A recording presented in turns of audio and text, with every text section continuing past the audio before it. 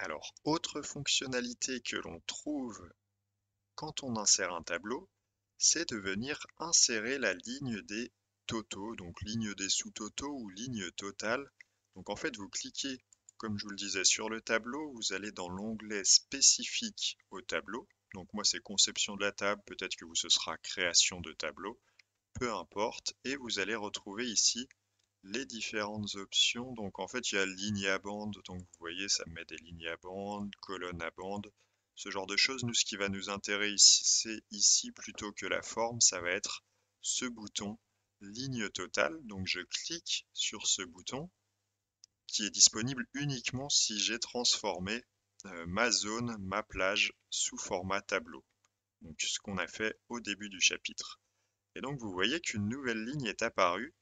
Cette ligne s'appelle Total et en fait, vous voyez quand je clique sur les différents éléments de cette ligne, j'ai un petit bouton sur la droite de chacune des cellules qui va venir me permettre de sélectionner une fonction. Donc par défaut, il m'a mis la fonction somme sur la colonne G. Donc la somme de l'ensemble du montant total payé sur la période 5 septembre au 8 septembre est de 816 euros. J'aurais pu faire la moyenne éventuellement, donc le panier moyen est de 42,95 euros. J'aurais pu sélectionner max pour savoir quelle est la valeur maximale. Donc la valeur maximale est de 84 euros, on la retrouve ici. Et j'aurais pu faire min pour savoir la valeur minimale également, donc qui est de 19 euros. La dernière fonction intéressante peut-être, c'est la fonction nombre qui permet de dénombrer, donc d'avoir le nombre de lignes. Donc là, j'ai 19 lignes. Je vais remettre la fonction somme qui me permet d'avoir le total.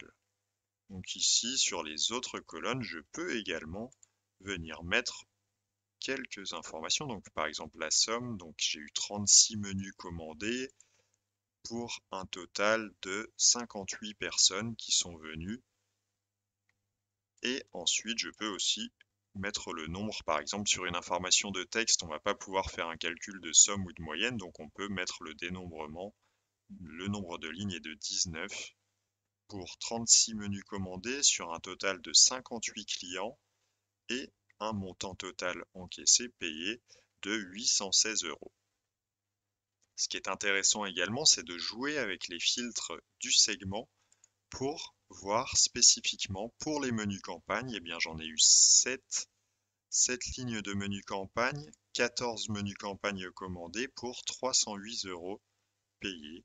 Et je peux faire en fait la même chose pour tous les menus, ce qui me permet de comparer en fait menu par menu quel est le montant total payé. Donc 280 euros pour le menu gourmand, 228 euros pour le menu nature et 308 euros pour le menu campagne, pour un total général de 816 euros lorsque j'efface le filtre.